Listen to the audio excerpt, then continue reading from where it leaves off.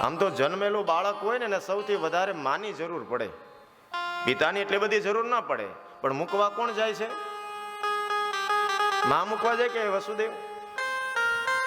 વસુદેવજી ગોકુળમાં મૂકવા માટે થઈને જાય છે.